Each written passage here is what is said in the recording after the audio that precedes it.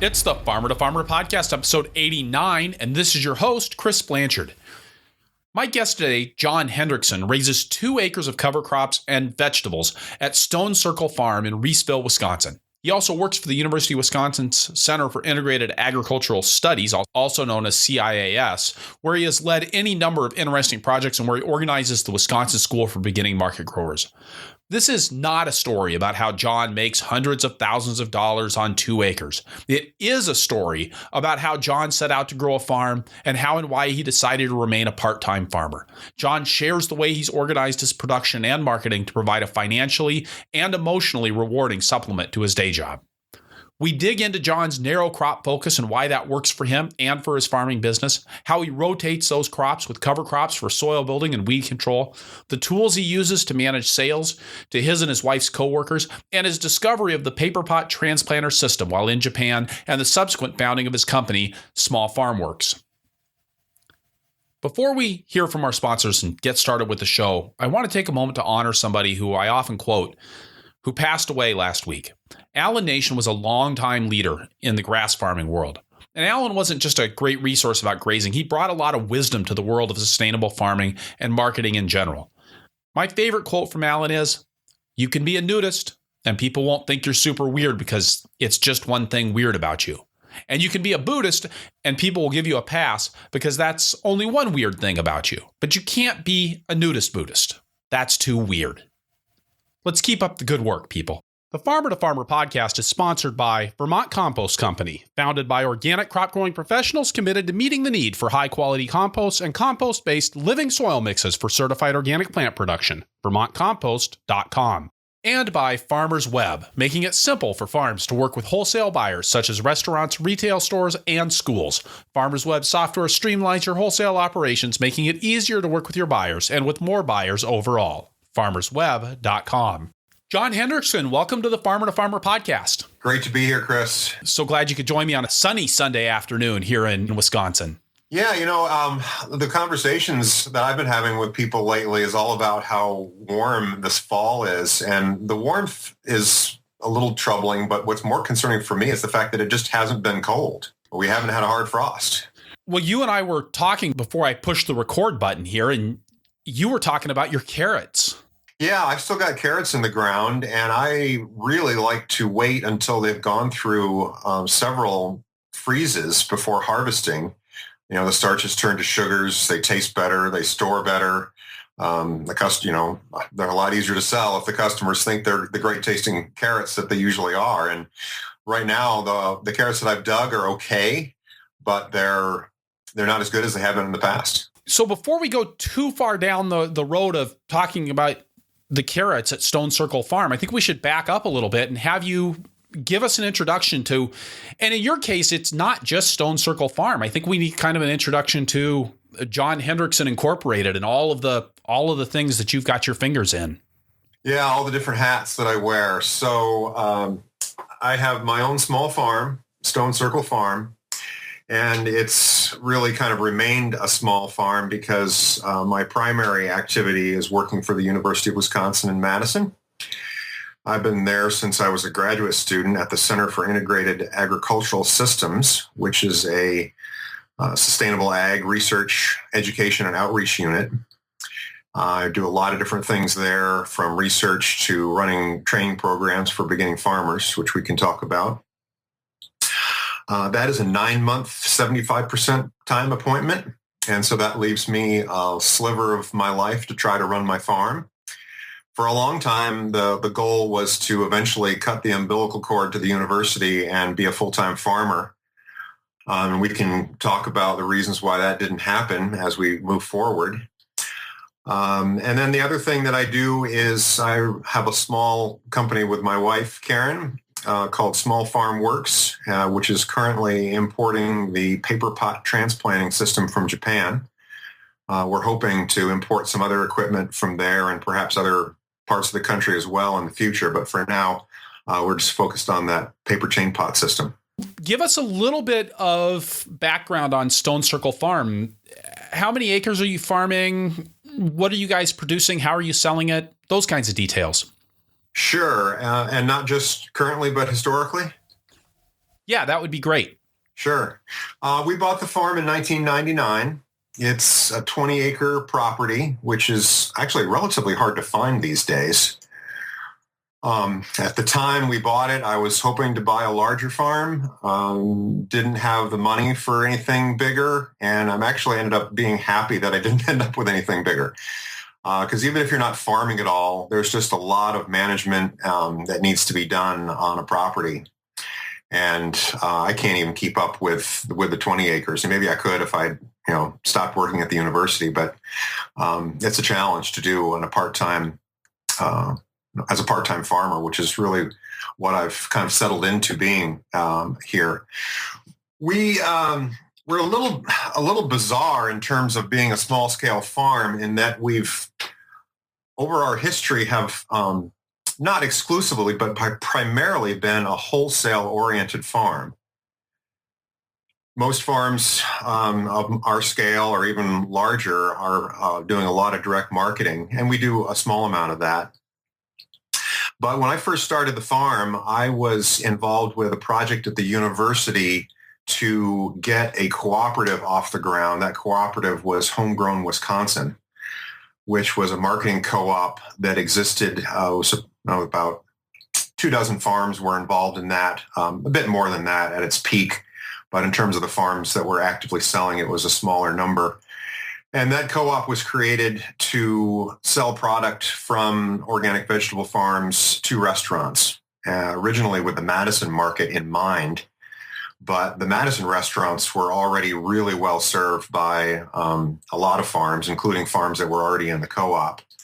So the co-op started selling into Chicago, which at the time was somewhat or really underserved by vegetable growers. And so for many years, the co-op did a great deal of business selling to Chicago. The co-op didn't end up surviving. So we shifted to doing some more direct wholesale to restaurant customers more locally. And we were doing some of that when we were selling through Homegrown as well. At about 4 or 5 years ago, I became pretty dissatisfied with my quality of life. It was really difficult to keep pushing the farm bigger, and I was also getting a little bit more complex in terms of different marketing outlets. And I didn't like how anxious, stressed I was a lot of the time. I didn't like how I was interacting with my 2 sons who were beginning to work more and more on the farm, who were not crazy about working on the farm. And that's a whole, show in and of itself in terms of working with your children on a farm. I'm sure you've talked with other guests about that issue. So I ended up deciding, hey, I'm not ever going to push this farm to a scale that's going to, supplant the income that I want and need to make to help support my household. And I should say that my wife works off the farm as well. And so she's never been involved in the farm in terms of farming work. So we downsized and have basically been in a process of trying to settle into something suitable and sustainable that keeps, I'm still really interested in farming and still really love a lot of it, but trying to evolve into something that is satisfying, does supply some income as, somewhat sustaining in terms of a business, but that gives me a better quality of life. And so what that has settled into currently is I've had basically 3 main enterprises on my farm that I've developed or retained from the past. One thing that happened quite a number of years ago is that I started providing the garlic for another large, another farm that does a CSA. And they have decided to buy in a couple products. They buy in potatoes and they buy in my garlic. And that's a really, really nifty enterprise because while I don't, it's not CSA and then I get the money up front, but I don't have to do any marketing. They take all my garlic, including the scapes in the spring, and then they take everything but the garlic that I'm going to plant for seed in the fall on a every other week on average basis. So it's a really easy enterprise. I don't have any marketing costs. I actually really have very little minimal distribution costs because I deliver to one of their employees' houses in Madison when I'm going to Madison anyway. And then that employee takes the garlic down to Stephen Bath at TP Produce that I work with on that. So that's Enterprise 1. Enterprise 2 is something that I fell into. What year was that? I'm going to blank on what year it was. But back when I was selling a lot through Homegrown Wisconsin, the heirloom tomato phenomenon hit big time. And the chefs were crazy about the heirloom tomatoes, and everyone was wanting to get on board with the heirloom tomato craze. But Homegrown Wisconsin had a priority system so that not everyone was competing on all the products that Homegrown Wisconsin was trying to sell to the restaurant customers. And I was not a priority grower for tomatoes, and I never was going to be. So I wanted to get involved in this heirloom thing. So I decided to investigate heirloom peppers. And I bought a whole bunch of different types of heirloom peppers one year and did a trial and picked some that I liked to keep growing. And one that I tried was a pepper called the Beaver Dam pepper. And I had to grow the Beaver Dam pepper because I used to live in Beaver Dam for a while when my wife was teaching school there in the Beaver Dam School District. So I tried the Beaver Dam pepper, and I didn't feel like it had a market. And so I only grew it that one year when I was doing those trials. And then about 4 or 5 years later, for reasons that I still can't pinpoint, when I was doing my seed order, I decided to order a packet of Beaver Dam pepper seeds. And I had no good reason to do it because I'd really come to make a decision on my farm that I really wasn't into speculative growing. I didn't want to grow something that I didn't know that I had a market for. But for whatever reason, sometimes you go crazy when you're looking at seed catalogs. We've all been there. So in a moment of craziness, I ordered Beaver Dam pepper seed. And then in the middle of the growing season, I got a phone call from Rink DeVee, who runs Shooting Star Farm, who at the time was doing some consolidating, aggregating, and distribution with a little company that he called Green and Green, which had kind of stepped into the vacuum that was created when Homegrown Wisconsin disappeared. And Rink said, "Hey, John, do you have any of those Beaver Dam peppers?" And I said, "Actually, I do." And it turned out that there was a woman in Chicago that had a business that was basically totally devoted to developing products, value-added processed products out of heirloom vegetables to try to, keep them alive. So for the next several years, this company bought quite significant quantities of Beaver Dam peppers from me to first make into pickles, and then they started making a hot sauce. And then the last thing that they trialed was a hot pepper jelly. And so I've been growing these heirloom peppers for quite a while now, and am now a regular feature at the Beaver Dam Pepper Festival, which is held at the end of the summer every year in Beaver Dam to celebrate this heirloom pepper that was brought from Hungary by immigrants sewn into the hems of their clothes way back in the day. And that's been great fun. So that little, but the business that's making those products is being sold right now. So I'm not sure of the status of my Beaver Dam pepper enterprise for the future. So that's a big question mark going into this off season. And then the last enterprise is I like to grow carrots, which we already mentioned a little bit at the beginning of the show. I'm told that my carrots are the best by lots and lots of customers. So I've been doing a large fall crop of carrots to store through the wintertime. And that's where we've moved away from doing the wholesale. And we're primarily, selling a lot of those carrots to direct customers through the wintertime at the university and at my wife's school. Although we do wholesale some of those as well. We sell to a local school district, and we've been shipping some of those down to Chicago. All together with the carrots, the peppers, and the garlic, how many acres are you farming? Well, if we toss in cover crops to that, it's about 2 acres. Okay. We were the most we ever farmed when we were at our peak selling through Homegrown Wisconsin was 3. So we've always been pretty darn small. but for most of our history, almost exclusively wholesale. And I know you'll have an answer to this, John, because of the work that you've done with financial benchmarking, but how much are you grossing then? Obviously, you're wholesaling, not retailing, which changes some of what we could expect for gross sales on that 2 acres. But what are you looking at bringing into your life?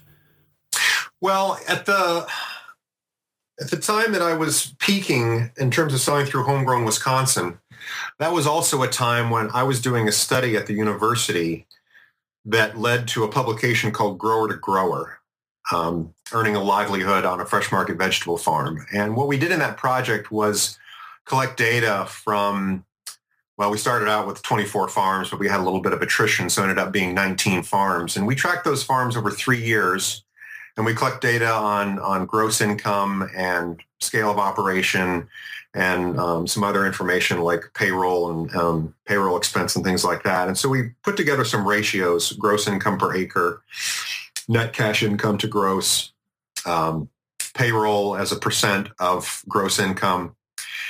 And at the time, I felt really good about my gross income per acre relative to that study. I was right on par with farms that were doing primarily retail direct market sales in terms of being at like, 15 or more $1,000 per acre. Now, today, most farms are earning considerably more than that per acre. But at the time, that was really common. And why do you think that is? Why do you think you were getting, and presumably still are getting, the kind of value doing wholesale sales that other farms are getting doing retail sales? That's a really good question, Chris. And I've anticipated that you were going to ask that question. And so I was trying to think about that earlier this morning. And I think part of it was the crops that I was selling primarily through Homegrown Wisconsin. I was doing a lot of baby vegetables. And so I was doing, really intensive plantings of beets and carrots and things like that. And so I was pulling a lot of product out of the space that I was growing in. And while I was selling wholesale, I was selling real specialty crop wholesale stuff. I wasn't selling potatoes. I wasn't selling cabbage. I wasn't selling, full-size carrots. I was selling baby carrots that I actually sold by the count, not by the pound.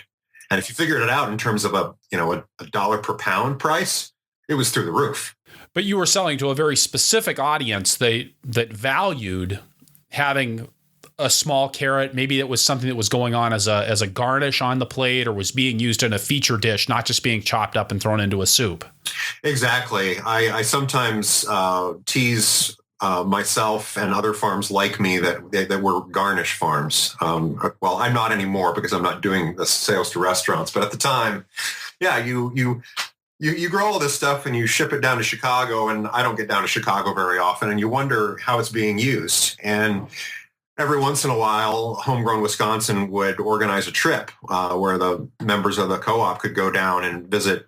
We'd visit maybe a half dozen restaurants, or probably fewer than that, in a day, and we'd go into the kitchens and meet the chef, and they'd, at some point during the day, we'd get a meal at one of these rrestaurants, and you'd see how the food was being used.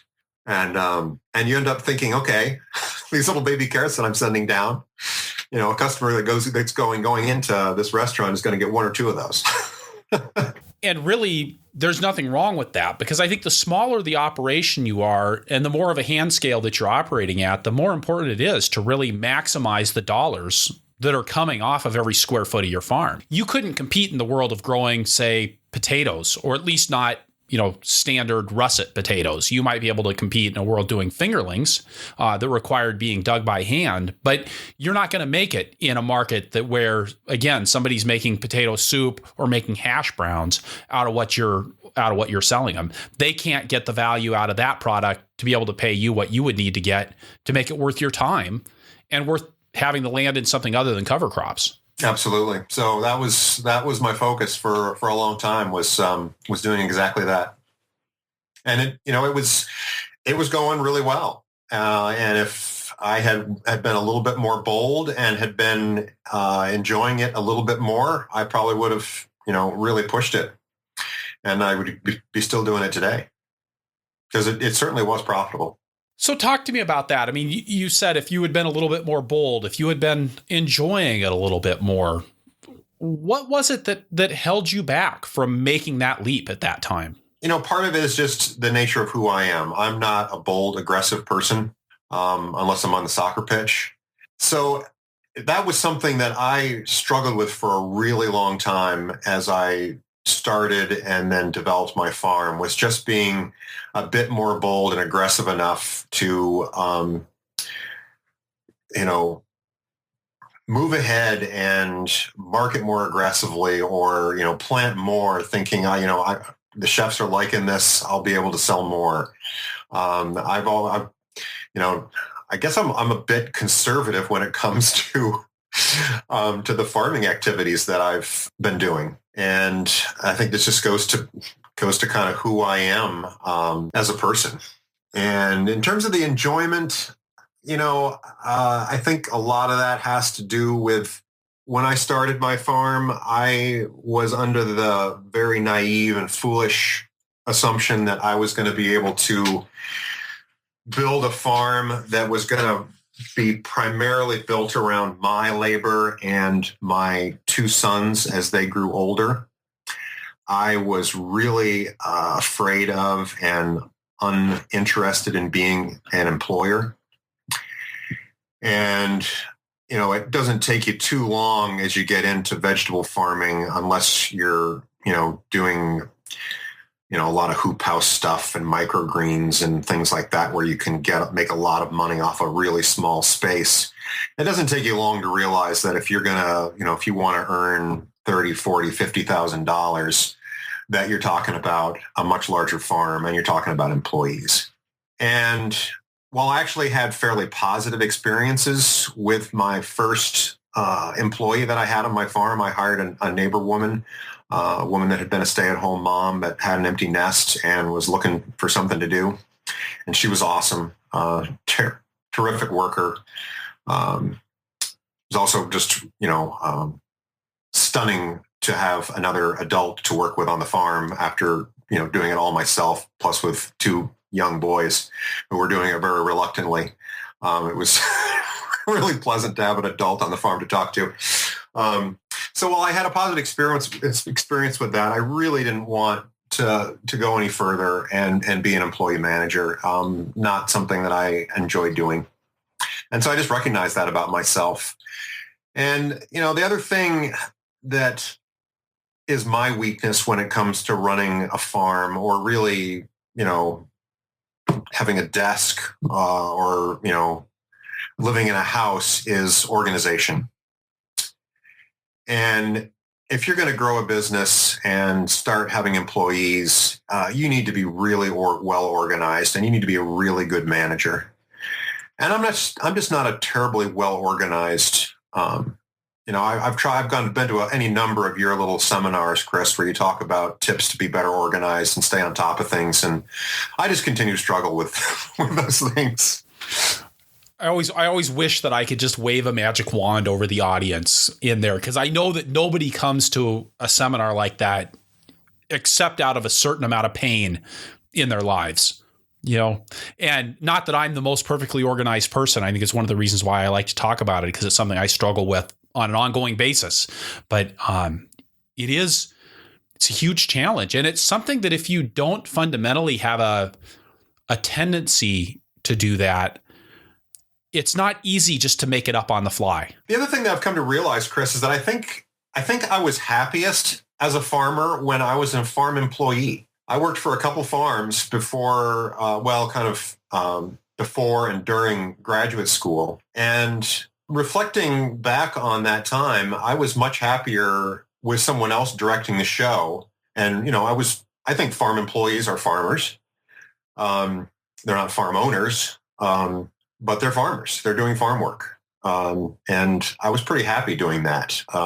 Someone else organizing the day and figuring out that this task and this task and this task need to be done, and we need to prioritize this, and here's the tools that you need for this job, and go do it.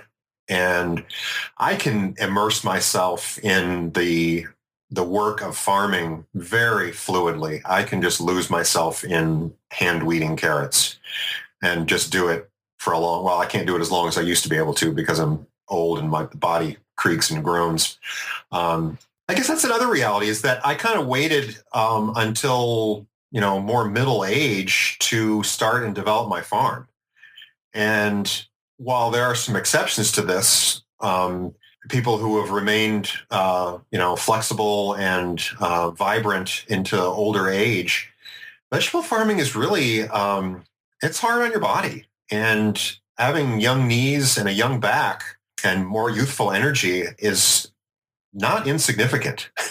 Yeah. And I mean, even just the youthful energy thing, I think when I look back on the years when I was a beginning farmer on my own and even working for other farms, and just how much time I could put in a day. And of course, then you've got kids, and you talked about having your sons growing older. How old are your sons now? 19 and 15. Yeah. Which that takes a lot of time, and it takes a different sort of time than having a 2-year-old and a 4-year-old does. Yep, absolutely. Yeah. So, another part of that was, I had some seasons where I was struggling with, sciatica, with back pain. And while when I was younger, I felt like I could work on my knees all day long, that evaporated. And so, yeah, all of those quality of life issues and physical, the physical issues were part of the equation in terms of deciding to scale back. I know that sometimes in our community, being a part-time farmer is seen as a failure. It's seen as not realizing your full potential, or I might even say not living the dream. Right. Yeah, I agree. Have you reconciled with that? I think I finally am, Chris. And actually just recently, kind of, because I even though this decision to kind of not leave the university has been pretty much a solid decision for quite a while, I think I was still kind of in denial and still hoping that, something would happen that would make it possible for me to live this dream that I had, that started, quite a long time ago in terms of owning and running a farm. But I've really, I've reconciled with it. And, the reality in our country is that something like 95% of farms in our country, regardless of size, have off-farm income. And, on a lot of those farms, the primary reason for that is for healthcare insurance. But, how many farms do we have where that are, complete full-time farms? So I think it's okay. And, I'm still growing good food. I'm trying my darndest to run it as a business. I'm not, turning it into a hobby and undercutting my full-time farming neighbors in the community that are serving the same markets. So I feel like I can live with it. So to turn to the more practical side then, so you've got these 3 crops: garlic, peppers, and carrots. Are those crops that form the backbone of what you're growing, or is that all that you're growing commercially? Yeah, that's the backbone. There are some other things that are being grown, some other varieties of hot peppers that I've started growing for wholesale markets. And then the carrots is the lion's share of that winter storage sales that I do. That's the direct market sales. But I'm also growing shallots and beets and onions, a little smattering of fall crops, leeks and spinach, things like that. So I basically have, I have a wholesale garlic operation because I'm wholesaling that to another farm, wholesale hot peppers that I'm wholesaling to either a distributor or to processing. And then I have this kind of fall market garden that's direct sales through the wintertime. Although, again, I grow enough of the carrots that I'm wholesaling some of those as well. Tell me a little bit about how you actually do that direct marketing through your workplace and through Karen's workplace. Yeah, what we've done is it's kind of like a free choice CSA kind of thing, and that people get a box of produce, but they choose, and they don't have to choose every week. So what we've done is we've created a Google Doc form that we send out on a weekly basis, and anybody that wants produce fills out the form, presto, I've got a spreadsheet with what people have ordered with their name. And boy, thanks to all the little add-ons that you can use with Google Doc Forms, I've actually got it set up now where for a while we were doing that, and then people were paying as they bought produce, and that was kind of a nightmare, tracking people down and making sure that they had paid. And a lot of it was happening at my wife's school, and teachers would pass by my wife in the hallway and give her some money and say, this is my vegetables this week. And she's rushing to class, and then she comes home with this money and it's like, I don't remember who gave this to me.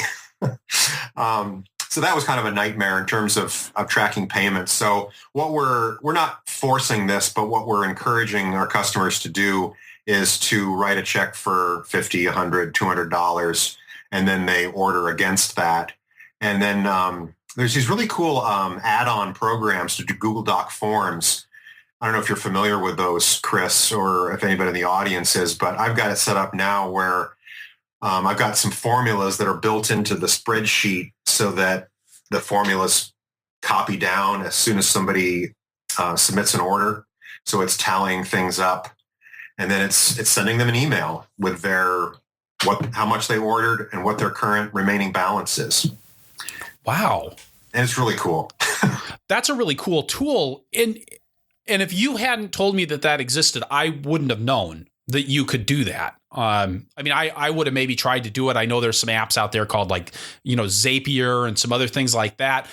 I could imagine spending days, weeks trying to figure something like this out. Can you point us to a resource for doing just what you said? Oh boy. I'm a spreadsheet, a bit of a spreadsheet geek. And so I'm comfortable with Excel and increasingly with the Google Doc sheets. So it does require a certain amount of savvy in terms of writing the formulas. For example, I have to put in a formula where the spreadsheet, when somebody puts their name in, it immediately goes to another sheet where I've got people's emails. And so that's what, allows the system to then send a message to that person's email, because the email is not getting submitted when they fill out the Google Doc form. So it requires a little bit of understanding of how spreadsheets work. And then it was, it basically took me an evening. When you're in Google Doc Sheets, you can click, I think it's to tab that's add-ons, and it takes you to a page where there's all these little app businesses that have created things that fit with Google Doc Forms. And it was simple a matter of scrolling through those and finding one that did what I wanted it to do. I just actually did this, Chris, but the names of those add-on apps are escaping me. But this is something that I'm thinking about maybe putting something together as just a resource tool for growers based on the work that I do at the university. You're familiar with the work that I've done creating the spreadsheet tool called Veggie Compass.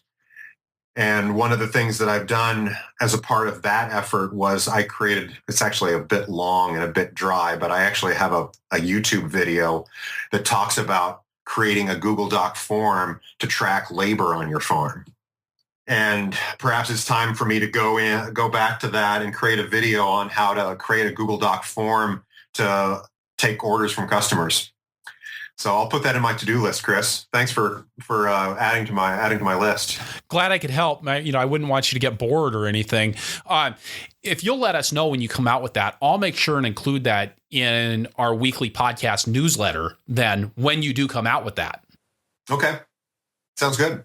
Let's talk a little bit about how you're actually doing your production. You mentioned that you've got cover crops. Are you rotating those cover crops with your vegetables in kind of a weed control pattern? Is it sort of a catch-as-catch-can thing? I would imagine that with 3 crops, it's a little bit easier to be very deliberate with your planning around cover crops. I'm really glad that you said that, Chris, because this is something that I've been thinking about for a while. And, this gets back to this question of reconciling yourself as a part-time farmer. I also feel like I kind of need to defend myself and justify my specialization. And if you're not growing 40, 50 different vegetables, you're not a diversified farm. Which really kind of flies in the face of conventional farms grow what? One crop? Maybe two? Maybe two. Yeah, that was. My neighbors put corn in every year, it seems like. I'm growing a smaller array of crops, and I think, and again, I'm glad you mentioned it, because I think having a smaller set of crops opens up incredible opportunities to actually perhaps be a better farmer, because it's just a simpler system in terms of plugging in the crops into a logical, sustainable rotation. Now, that being said, the last several years have been hugely challenging for me in terms of getting cover crops in. This fall in particular, it won't stop raining.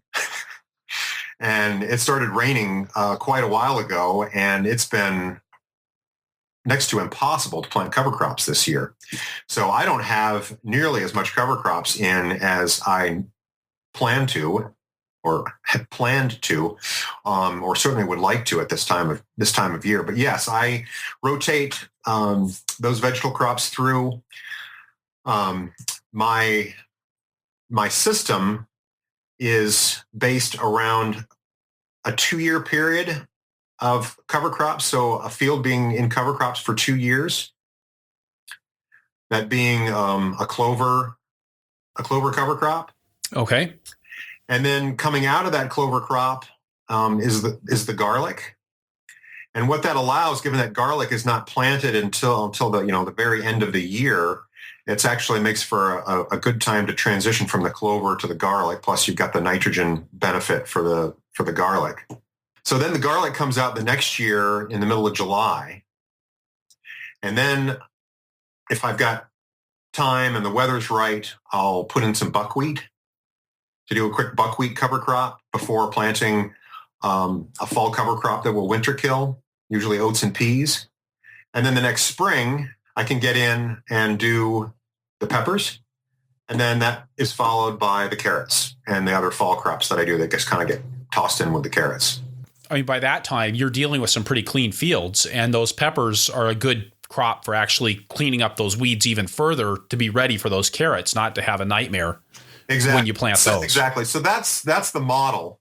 Could I say that I am 100% successful at meeting that model right now? No, but that's the model that I am working on and working toward.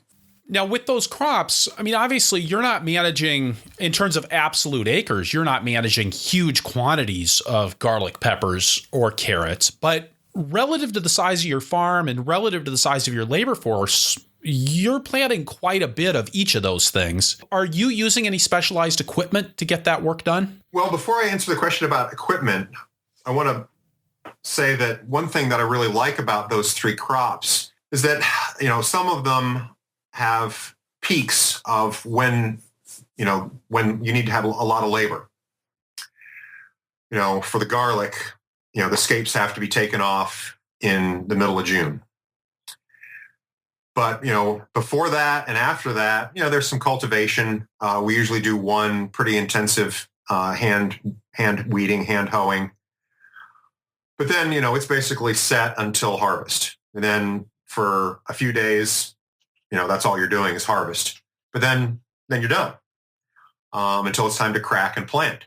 And, I'm able to fit in the transplanting of the peppers into that, just before the scapes come off, I'm transplanting the peppers.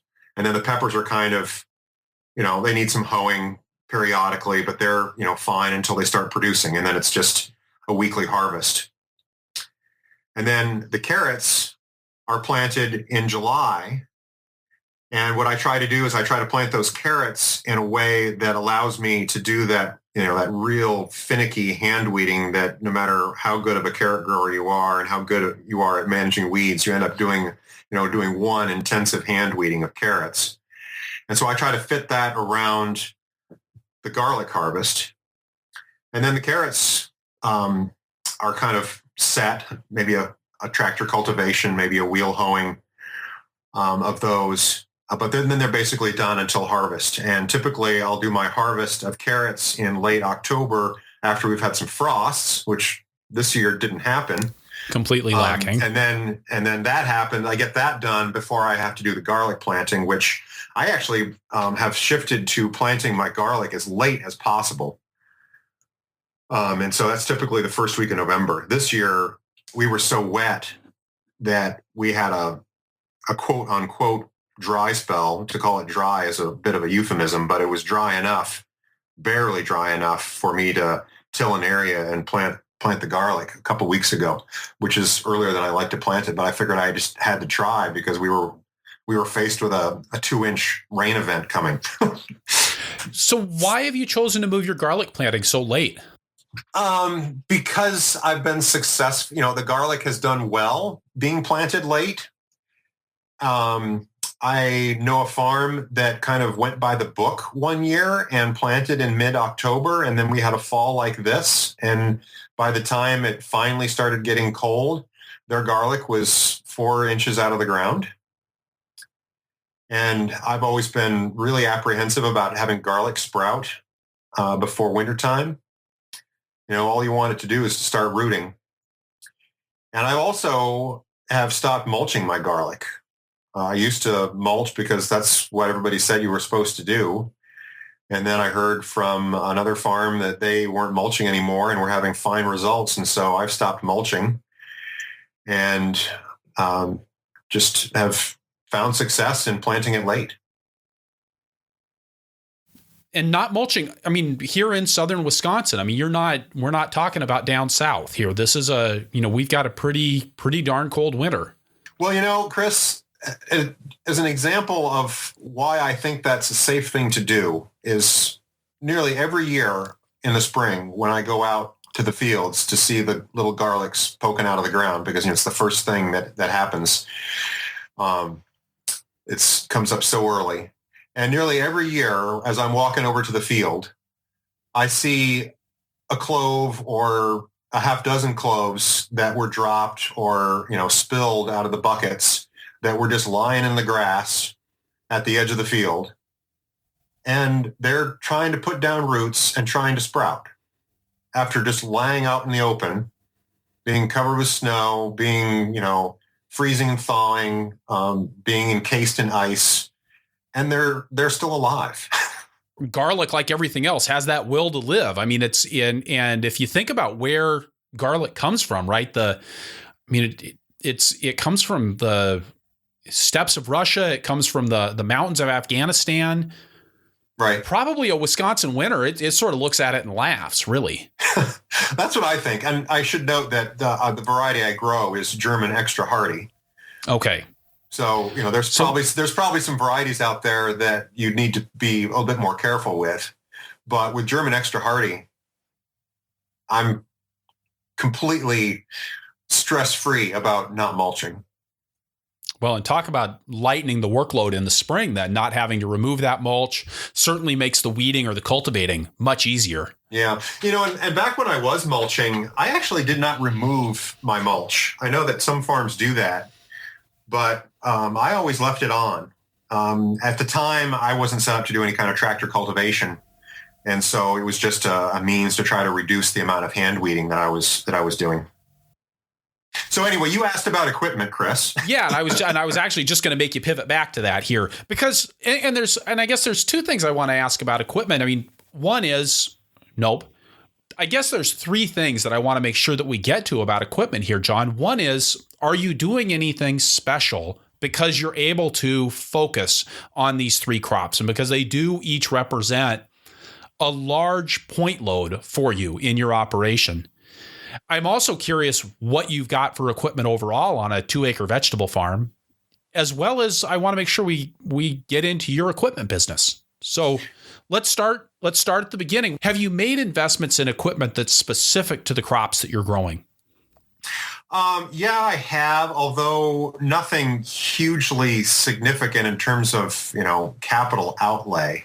I'm typical in that I have a tractor that's it's a 52 horse international diesel. I have a Perfecta field cultivator that I adore that I use with that. I have a rotavator. I have a Williams tool system cultivator, which combines a couple toolbars with a spring-tine rake. I believe they're only sold by Market Farm Implement. So if you go to the Market Farm Implement, your listeners will be able to see what a Williams tool system cultivator looks like. I got that used from a grower that was deciding to not grow vegetables anymore and just do livestock. And I use that cultivator in a couple different ways.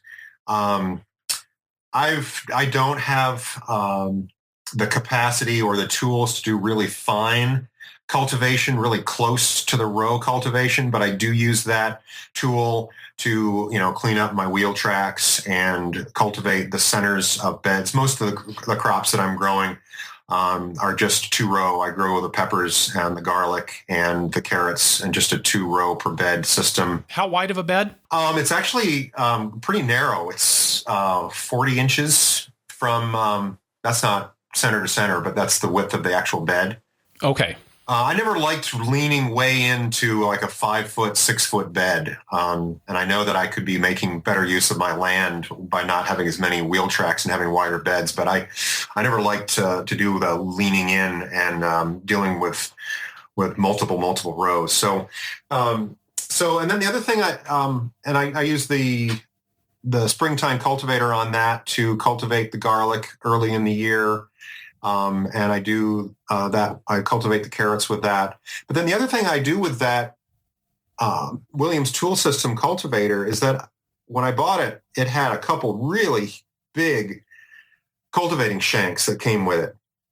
And after a couple years of experimenting with using a borrowed plastic mulch lifter and a homemade root lifter implement, which never worked for me. I didn't have the horsepower and the right soil to get it to go deep enough. I used the Williams tool system cultivator with these big shanks to undercut my garlic. Huh. Which for many, most of the years that I've grown garlic, it's all been hand dug. As many as 10,000 heads, which is like a quarter acre, which is a lot of hand digging, especially when you're the only hand digger because your 2 sons are too young to get the shovel in deep enough because they're too tiny and don't weigh enough. And it's especially a lot of work in a year that's a drought when the ground's hard as concrete and you're trying to dig the garlic in July. Anyway, so I've been really delighted that I discovered this other use for this Williams tool system cultivator to undercut the garlic. It doesn't go deep enough for me to do my carrots. And so I'm still hand digging carrots. So that's a nice multi-purposing of a tool there. I like that.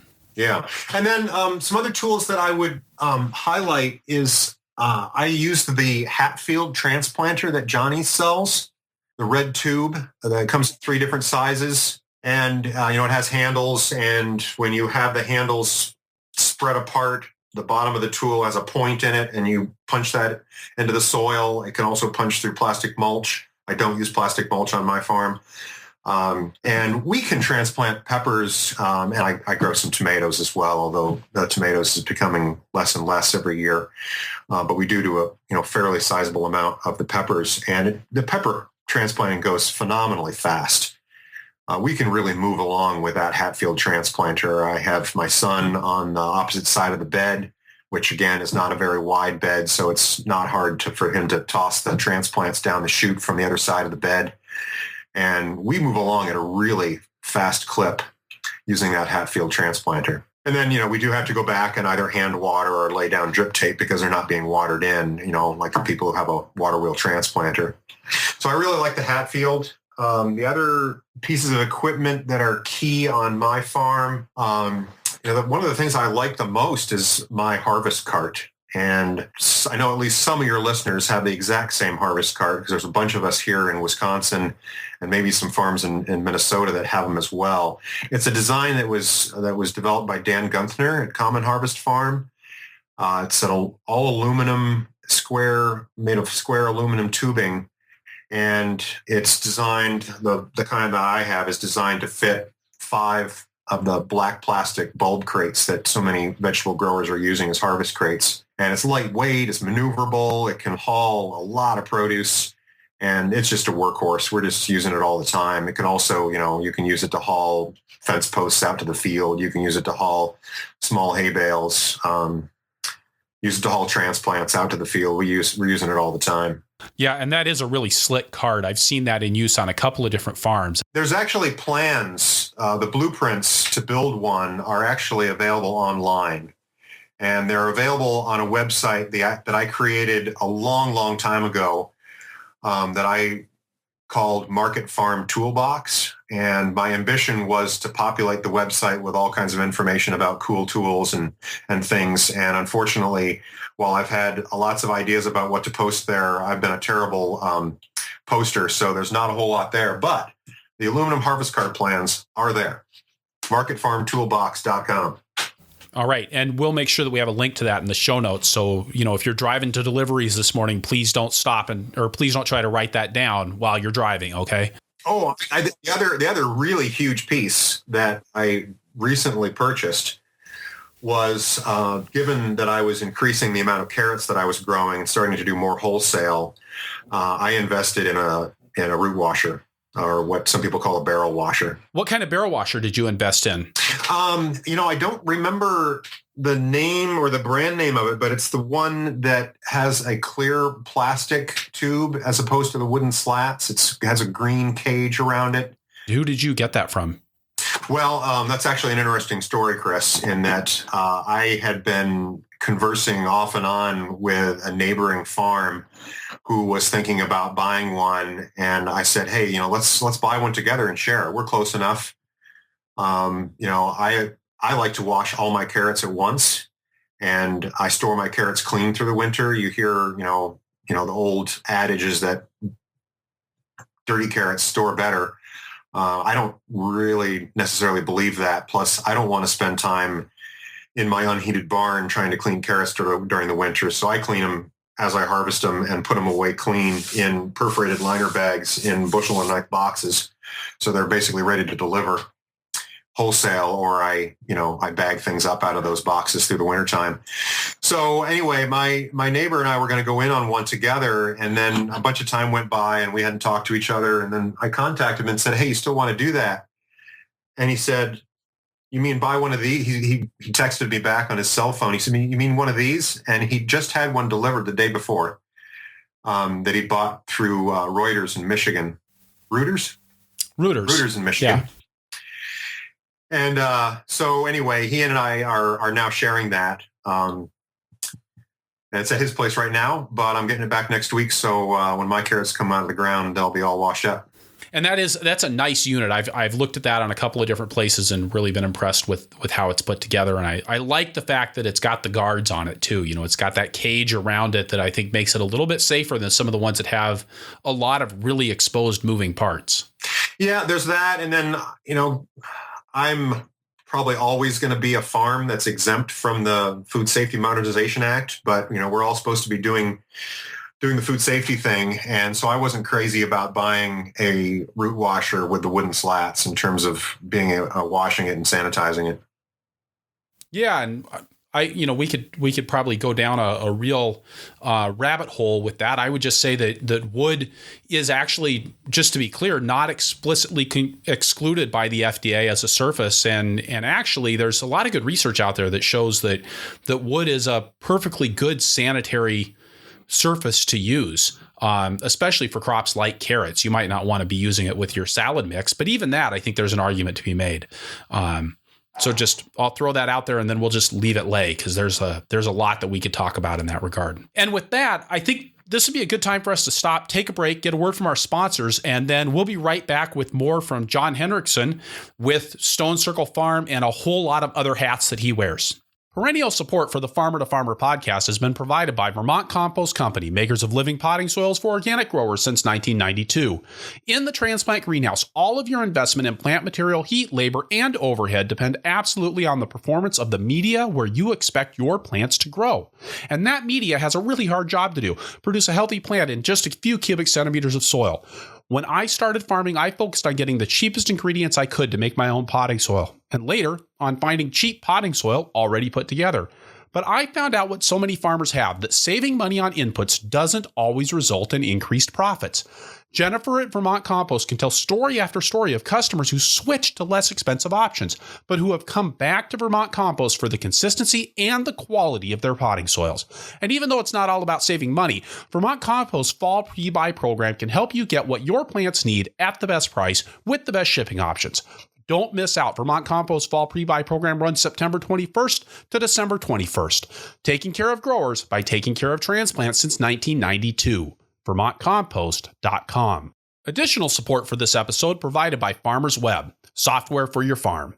Farmers Web brings greater efficiency to how you work with your buyers, saving you time and increasing the number of buyers your farm can work with overall. Use this software to inform your buyers about your farm, your product availability, and delivery days and zones. You can also enforce order minimums, lead times, and more. With Farmers Web, your customers can place their orders online, or you can take their orders in other ways and enter them in yourself. You can define payment terms for different buyers, give select buyers special pricing, and generate pick lists, packing slips, and product catalogs for your customers. You can keep track of payments that you receive by check or COD, or buyer payments by credit card go right into your bank account. Farmers Web can even help you coordinate deliveries with neighboring farms. A flat monthly fee means that no amount of orders or number of buyers affects your costs, and you can pause, cancel, or switch plan types from month to month at any time, even during the off-season. There is no annual commitment. Farmers Web is available to farms, farmer cooperatives, and local food artisans nationwide. FarmersWeb.com. All right, and we're back with John Hendrickson from Stone Circle Farm. John, now that we're back here, I actually want to start off not by asking you another question about Stone Circle Farm, but by asking you about your equipment company, Small Farm Works. Yeah, so we created that business because of, my wife and I went to Japan to live for a year from August 04 to August 05. And during that year, anecdotally, my farm was put to bed in cover crops and wasn't farmed for a year. I'd actually tried to find someone to run the farm for a year, but that didn't end up happening. So our fields rested for a year in cover crops, and we spent a year living in Japan. And I was basically kind of a stay-at-home dad while we were there. My wife was doing international relations work in what was becoming one of Madison's sister cities in Japan, Obihiro, Japan. Madison has several other sister cities in other locations in the world. So we were living there, and, I was cooking and cleaning and actually continuing to do some work for the university as well. But then, I was like, I'm here in Japan. I got to, learn about farming here in Japan. And, they've got so many small farms. I bet they've got some, interesting equipment that I might think was cool. So I started going online and seeing what I could find. And I fell on this webpage, which had a rather small, rather not high definition photograph of this orange tool. And I waited till my wife came home, and she came home and was like, what does this say? What does this say that this machine does here? And she, my wife is pretty proficient in Japanese, but she doesn't know a lot of agricultural terminology in Japanese. And so she tried to decipher what it was. It's this paper plants going into the ground pulling machine, or something like that. So I was like, well, that sounds interesting. Let's try to, find out more. Well, it turned out that the company that made it was in the town where we were living. And so, nice. Coincidence number one. So we set up a meeting with them, and we met with them, and they told us a little bit about it. And they said, but what you really should do is you should come to our R&D facility and see it in action. And so they arranged to pick us up at the train station in town because it was going to be way too complicated for us to find their R&D facility. And so we left our little home on the one side of town and went all the way downtown to the train station. And then they proceeded to drive us back like 2 blocks away from where our house was. And back behind all these old industrial buildings was this greenhouse and this little field, which you couldn't see from the road, which is why they said it was going to be hard for us to find, even though a couple kicks of the soccer ball and I could have been there from my house. So I saw this machine being used and my jaw just dropped. It's a incredibly ingenious little system that they've developed. And it involves planting into a honeycomb of paper pots. And what's unique about the paper pots is that they're not individual cells. Well, they're individual cells, but they're connected to one another in a chain that winds its way through the flat. And because because it's a paper chain, the plants feed themselves through the transplanter into the ground without you touching them. So you just walk with this machine, pulling it by hand, and the plants go in the ground, boom, boom, boom, boom, boom. So I immediately told them that I wanted one to take back to the U.S. And I also told them that I knew that there were other farms that could utilize this technology in the United States. And they were frankly kind of skeptical about that because, what gets broadcast about American agriculture overseas is, the large scale agriculture. They see pictures of huge combines and, huge planting machines and combines and things. And they don't know about this understory of American agriculture, all these small farms, because, it just doesn't make the news as much overseas. So they were pretty skeptical, but I started letting people know about it back in 2006. And slowly but surely, we've been getting the word out, mainly by word of mouth, because we haven't wanted to spend a lot of money on advertising. In this day and age with the internet and a YouTube video, you don't actually have to do much paid advertising, I don't feel like anymore. And so we've been doing that for I guess 10 years now. And actually our next inventory shipment is arriving tomorrow morning. What kinds of crops do people use these for? Well, it was originally developed in Japan for alliums, for onions. And they grow a lot of onions in Japan. And one thing that they grow a lot of is what they call naganegi. And any of your Japanese-speaking listeners will know that that stands for long onion. And a long onion is basically a scallion, although they grow scallions in a very different way in Japan. They do grow them like we do, but they also grow scallions like we grow leeks in terms of either trenching, putting them in a trench, or hilling them so that they have a really long, blanched, white shaft. And they grow those in really large quantities. And so the farmers needed a way to transplant those quickly. And while they're growing there's still, most farms in Japan are quite small. And so there's still a lot of hand tools and smaller scale farms around. And so they developed a system for growing onions. But it can grow all kinds of other things. What it's basically limited to are crops that can have a relatively tight in-row spacing, because your in-row spacing is determined by the length of the paper chain that you're planting with. And There are 3 lengths of paper chains that are available: 2 inches between plants, 4 inches between plants, and 6 inches between plants. So, it's great for all the allium crops: onions, leeks, shallots, scallions. It's also can be used to plant different types of greens. Basically, any kind of green you'd want to transplant with it, you could. I have a lot of customers doing baby or mid-sized lettuce heads with it, particularly Salanova. Then there's a whole other range of things. I grow spinach with it. I grow beets with it, and a lot of my customers do as well. I really like it for peas and beans to get a jump on the weeds and get a jump on the season. I have customers doing all manner of cut flower crops with it, and I couldn't give you a complete list of all the cut flowers that you can do with it because I'm not a cut flower grower. It can do brassicas really well. The limitation on brassicas, again, is the row spacing. I do a little bit of kohlrabi with my fall market garden, and it's great for that. I use the 4-inch space pots for kohlrabi. You could also use the 6-inch space pots. But I also, quite frankly, grow cabbage and broccoli, plant cabbage and broccoli using the 6-inch length chain, I just skip every other cell, and then I have 12 inches. Oh, I mentioned you can also do herbs. It's great for basil. I have customers doing cilantro with it and dill.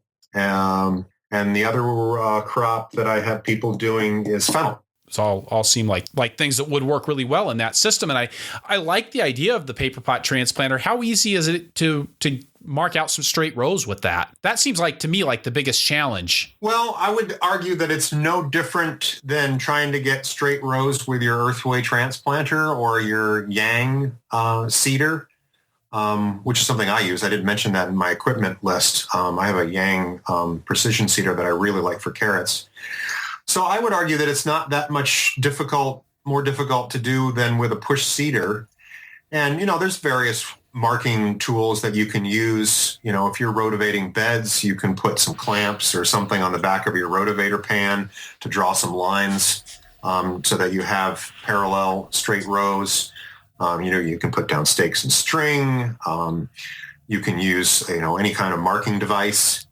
I, this year, utilized my earthway seeder to mark rows for the garlic that I was planting, because I'm starting to do more and more tractor cultivation. And last year I wasn't as precise as I would like to be on my garlic rows. And in part that was because I had some helpers doing it that weren't as good as me as making straight parallel rows. So this year I used my earthway with the little, the thing that kicks out to the side to mark the next row. Yep. And I used that to mark the rows for where I wanted I had some people help me plant garlic this year because of my impending ACL knee surgery. I can't spend a lot of time on my knees these days. So I think there's ways to get around that in terms of getting straight and parallel rows. Is this something that people are using on a tractor, or is this strictly a hand tool at this time? It's almost exclusively a hand-pulled tool currently in the U.S. That's how it comes. It has a handle and wheels, and it's to be pulled by hand. And I get any number of inquiries every year about, can I buy 2 of those and attach them to a toolbar? And while that would certainly be possible, this thing was built and engineered as a hand-pulled tool. And I question how durable it would last if you had it on the back of a toolbar and you were kind of jerking it around, making turns and raising and lowering it on a tractor. The company in Japan is working on a tractor-mounted version, and I'm kind of consulting with them on that because I've told them that I think I could, expand the marketplace for the paper pots if they developed a tool that was designed for tractors. So I'm working with them on that, and I also and I'll put this out there for the listening audience. I'm looking for somebody that might be interested in working with me on manufacturing a tractor-mounted version here in the U.S. Great. Okay. Now, I said almost all. Now, I do have a customer that has the Drongen lay-down crawler tractor. Right. And he has there's a 2-row paper pot transplanter, and he has a 2-row unit on his lay-down Drongen work platform. Which is pretty different, I think, than putting it on the back of a 3-point hitch. Absolutely different. You just got a completely different set of dynamics there. Absolutely. So, all right. And that, again, that's at smallfarmworks.com, right? That's correct. What kind of soil mix are you using in the paper pots? Are there any specific requirements that are different about that than what you would be using otherwise? The only requirement that I would suggest is that if you have a potting mix that has a lot of twigs or little pieces of bark or anything, that's going to get in the way, it can be problematic because the paper pot cells are quite small. And so it can be a little aggravating if you've got a potting mix that has an excessive amount of that kind of material in it, and you may want to screen it out. That being said, I've never bothered to do any screening with the potting mix that I use. I use Vermont compost. And there's some twigs and things in that because of the compost part of that potting mix. But I love Vermont compost, and I've been using it for a really long time and get great results from it. It's interesting to me how many places as a farmer and as working with CIAS and working on projects like Small Farm Works, but these places where you've really interjected bringing some real value, I think, to the farming system overall that we know here in this country and in North America. Now, you were here at graduate school here at the University of Wisconsin in Madison at the same time that I was here as an undergrad, and we knew each other in that realm. But where I think the first time we really worked together closely was on that grower to grower project that you referenced earlier, where you were organizing that, and my farm, Rock Spring Farm, was one of the farms that was included in that. Have you done more work on the grower to grower project or those types of things since the early part of the 2000s? Yeah, the study that I did way back, and again, we collected data for 3 years back in the early 2000s. It was growing seasons 2002, 2003, 2004. And, for a long time now, that study has been kind of the only reference point, kind of public reference point for some information about the financials of running a small scale organic vegetable farm. And, for quite a while, I talked about those numbers, and I continue to talk about them. But, now they're well over a decade old. It's even, 12 years from the last year that we collected the data from 2004 to 2016. So I've been really curious about where farms are with the financials. We found that a lot of farms were grossing $12,000 to $15,000 per acre back then, and there's variability based on scale. Smaller scales gross more than larger scale farms, but a lot of farms were in that kind of 12 to 15 range. And I've been wondering where we are with that. And I've had conversations with some of the people in that project and with others that suggest that those numbers have indeed gone up. But what we don't know is exactly, where we are with that. And so with some colleagues at the university and with a nonprofit in the Madison area, the Fair Share CSA Coalition, we currently have a project to collect a new round of financial data. And we're actually wanting it to be more than just this snapshot research project. We don't want to just collect data on 1 year or 2 years or even 3 years. What we're hoping to build is actually an ongoing service, which is what's available to a lot of our conventional farming neighbors. If you're a corn grower or a dairy producer, you can pretty quickly find out what last year's average costs of production were for corn or for producing milk. But you can't do that for vegetables. No one knows exactly how much it costs, per acre to grow diversified vegetables. And, there's a lot more variability, so it's a difficult number to pin down. But I don't think that's a reason to not try to gather information that can be useful to people. So what we're trying to build is basically a survey tool that growers will fill out on an annual basis, and then they'll have access to reports. And the big goal is that if we get lots and lots of people filling this out, it will facilitate people being able to kind of drill down into that data. So maybe I'm curious about what other 5-acre CSA farms are grossing per acre and what their costs are per acre, and how, what percentage of their gross is going to payroll. How many full-time equivalent employees do they have on that 5-acre farm? Maybe I'm curious about other farms in a particular market location. Or maybe I'm a 3-acre farm thinking about growing to a 10-acre farm, and I'm curious about what a 10-acre farm looks like in terms of the financials, how much investment's involved, and what is the labor, and what's going to happen to my profit margin if I grow to that scale.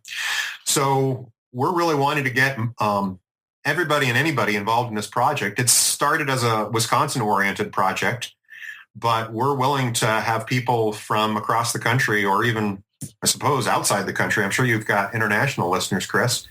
So the survey, we created it last winter, and we actually got it out in the field, so to speak, the tail end of last winter, and we got a small number of people to fill it out before they were too busy in their greenhouses and in the field. But we quickly realized that we weren't going to get anybody to fill it out. Well, we didn't realize. We knew we weren't going to get anybody to fill it out during the summertime, so we closed it. And we're going to be reopening it after Thanksgiving here at the end of November. And I'm basically putting it out there that anybody that is interested is welcome to fill out this survey. We actually have some funding to pay $50 for people to fill out the survey. If we run out of money, we're just going to write more grants or contact a foundation and try to get some more money to make sure everybody that fills out the survey gets paid. So get in there and fill that survey out early and fill it out often, right? Yeah, that's right. And now this show is going to go live well before Thanksgiving. And so John and I talked about this over the break. So what we're going to do is, I do the weekly newsletter that goes out about the podcast. And so when the survey goes live, we'll include the link in that newsletter. And then we'll also, at that point, update the show notes for the page and include that link at that time. So that's just something to watch out for. Put it on your calendar, or better yet, sign up for the newsletter at farmertofarmerpodcast.com. And that way you'll get that notification when it does go live. I think I'm right, John, that when I say this, the more people that fill this out, the more valuable that tool becomes. Absolutely. And that's why, I got approval just a couple of days ago from the head, the professor who's the lead of this project, saying, "Are you sure you want me to put this out on the Farmer to Farmer podcast?" And he said, "Go for it." Because we recognize that this is only going to be, garbage into a database, garbage out of a database. So, but also quantity in, and better, the more quantity we have, the more of this kind of drilling down that we'll be able to do, because we are ensuring that people's privacy is going to be maintained. And if we only have a handful of people fill this out, and there's enough, there's not really, we're not asking for your address or, where you're located, what have you.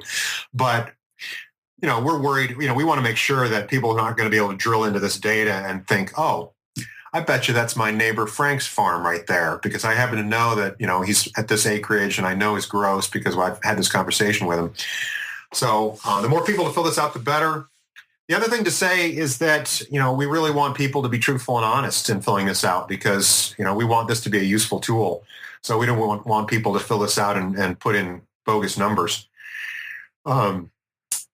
And the other thing that I'll just be brutally honest about is that this is not a 5-minute, 10-minute, or even a half-hour survey. It'll take you some time to fill out because we want to be able to give people some pretty detailed, valuable information about the financials of running a small farm.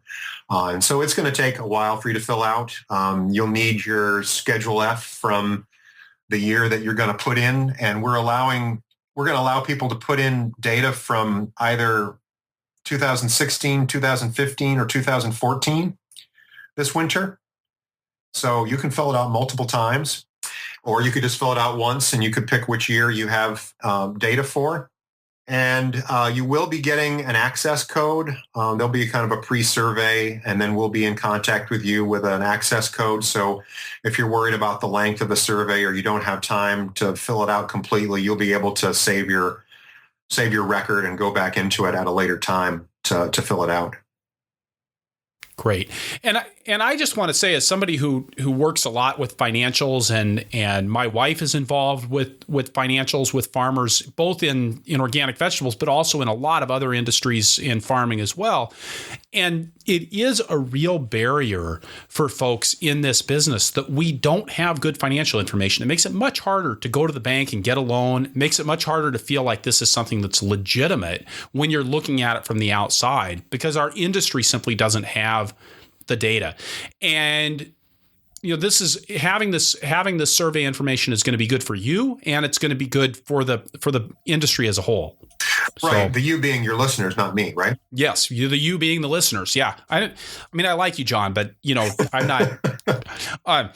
Great. So I also want to make sure, before we go to the lightning round, that I make a little bit of a plug here for the Wisconsin School for Beginning Market Growers, which is a class that you put on in January every year. That's right. I've been doing that program. Actually, Chris, can you guess when the first year that I did that program? No. It was 1998. It's been quite a while. So it's a 3-day intensive program for people who want to get started growing and selling vegetables.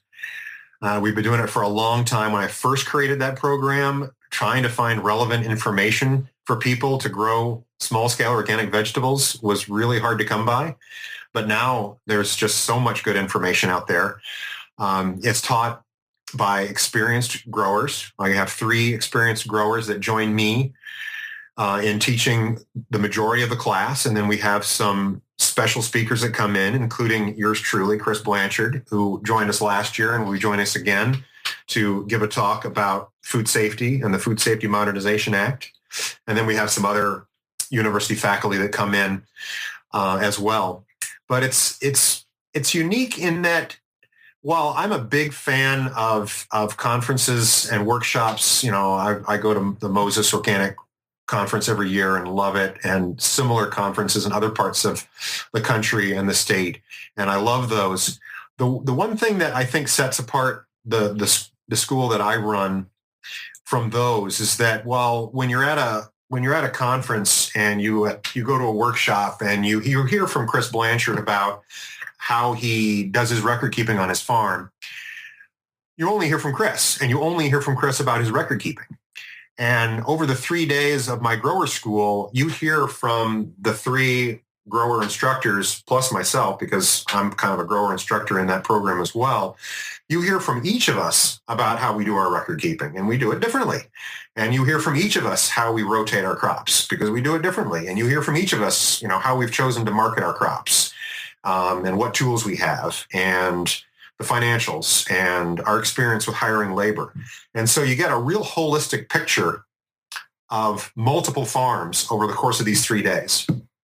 And that is relatively unique. You don't tend to get that at a day-long workshop or at a conference that has an hour or 2-hour workshops. And I'm not trying to diss that other model, because you get tremendous amount of information about that there as well. But in terms of being a beginner and wanting to know what it takes to set up and run a vegetable farm, I think it's really important to get the whole holistic picture, which is what we try to do in the grower school. Well, and the other thing that you do that you don't get at a conference is that it really is a curriculum put together from the beginning to the end of the process. So it's, it's something that's following an arc rather than a workshop here and a workshop there. It makes sure that you've got all of the information that you need, or at least to know all of the questions that you need to be asking as you're getting your farm started. Right. And, it's 3 days, and, it obviously takes more than 3 days to learn what it takes to farm. And so we can't cover every topic in extreme detail, but we give people a lot over the 3 days. So that program is going to be the first weekend of January. It's the 6th, 7th, and 8th. It's a Friday, Saturday, Sunday. It is held on the UW-Madison campus, and while it's called the Wisconsin School for Beginning Market Growers, you don't have to be a Wisconsin resident to take it. Every year we have people from further afield, typically the neighboring states to Wisconsin. And I should mention, Chris, you gave me a nice opportunity to plug that program. We do also have other schools that we run at the Center for Integrated Ag Systems. I have colleagues that do a school for beginning dairy and livestock farmers. And I have a parallel program to the Market Growers School focused on cut flowers that we are going to be offering in February, the weekend after Valentine's Day, which I believe is the 18th and 19th, if I have my dates correctly. And then we also have a school for beginning apple growers, which is going to be in March. Great. And all of those schools have both organic and conventional growers involved in them, right? That used to be the case for the grower school. I tried to balance the growers because I figured I was going to have a mix of participants. Over time, it just was really obvious that virtually, 90 to 100% of the participants in the class were interested in doing things, if not in a strictly organic way, then a very, very close to organic way.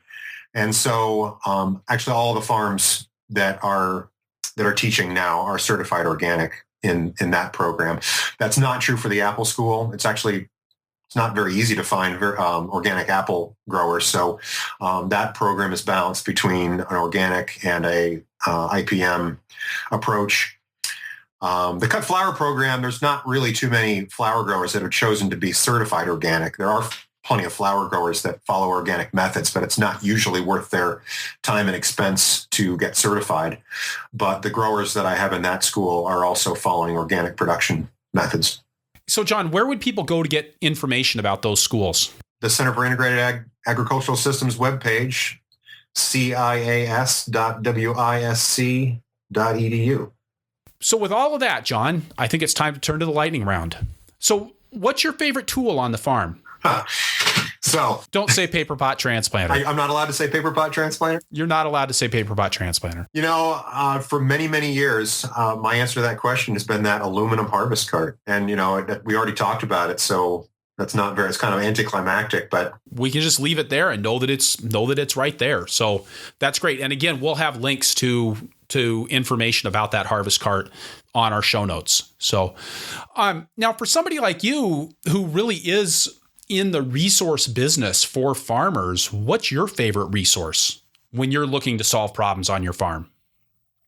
Boy, one of my go-to resources these days is the local listserv for the Fair Share CSA Coalition, because I can immediately put out a question and, within a day, have some response usually to, where do I get this fixed, or, where can I find this, or is anybody else seeing, this pest out in their fields? And so that, to me, my fellow growers is my best source of information. I've been really impressed with what's happened with the listservs over the last few years. I guess I would say the listservs and the Facebook groups over the last few years. They used to be things that oftentimes would devolve, but I feel like that's really changed now. And it really is a place where you can go for information. And I think if you're not tapped into these community-based resources for farmers, whether it's in your local community or whether it's these national groups like you see on Facebook, you've really got to get tapped into them, because they really are a great place to get your questions answered, to get some support, and to get pointed in the right direction. Absolutely. For many, many years, I actually am still subscribed to the market farming listserv. That's an example of a listserv that was really pretty vibrant for quite a while. And I don't know if everyone has kind of shifted over to the Facebook communities or the Google group communities, but the kind of traditional email listserv maybe I don't know if it's becoming a dinosaur. The Fair Share one seems to work. Yeah, I think it probably depends on the group and the personalities and kind of the history of what's happened with it. So what's your favorite crop to grow? I have to say carrots, even though there are parts of it that, that hand weeding is just a huge task. But, carrots are one of my favorite vegetables. I love hearing the stories from my customers about, Elliot Coleman has this same story about his carrots being like the hot trading commodity in the school lunchroom because he has these super sweet carrots that he sells. And it's the same thing for me. My kids come home and it's like, did you eat your carrots today in your lunch? I was like, well, I ate most of them, but, everybody else wanted them because they're so good.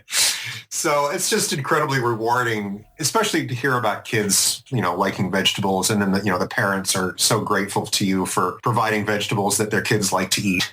And, it's just, there's nothing like digging carrots and seeing those brilliant orange jewels come out of the ground, especially, as you wash them, seeing that color just emerge out of the soil is wonderful. I think anything that grows underground is a kind of magic. Yeah. Finally, if you could go back in time and tell your beginning farmer self one thing, what would it be? Don't be afraid. Don't be hesitant. I talked about my tendencies to being, hesitant and not aggressive earlier in the show. And, another way that I was hesitant was investing in equipment. And I was out there, killing myself with a Troy-built rototiller and a not even a wheel hoe for too long, because I was afraid to invest in, spend some money. You got to spend money to make money. And that's, a kind of a cliche and can get carried to an extreme and, can get carried away with that. But, most tools really do make the job easier and better and make you more productive, especially if you use them well and you buy tools that are sized to your farm. And the great thing about all these vegetable tools is that they usually have high resale value. Yeah, you don't use them up very much because vegetable farming just doesn't tend to be that hard on equipment. Right. All right. John, thank you so much for being part of the Farmer to Farmer podcast today. Honor to be invited, Chris. All right, so wrapping things up here, I'll say again that this is episode 92 of the Farmer to Farmer podcast, and that you can find the notes for this show at farmertofarmerpodcast.com by looking on the episodes page or just searching for Hendrickson. That's Hendrickson. You can support the show by going to farmertofarmerpodcast.com/donate. I want to make the best farming podcast in the world, and you can help. Whether you're supporting the show on a monthly basis through Patreon or showing us your love by leaving us a review on iTunes or Stitcher, your support matters. Thank you very much. You can get the show notes for every Farmer to Farmer podcast in your inbox by signing up for my email newsletter at farmertofarmerpodcast.com. Finally, I appreciate so much all of the guest suggestions that I received through the suggestions form on farmertofarmerpodcast.com. Please let me know who you would like to hear from. I'll do my best to get them on the show. Thank you for listening. Be safe out there and keep the tractor running.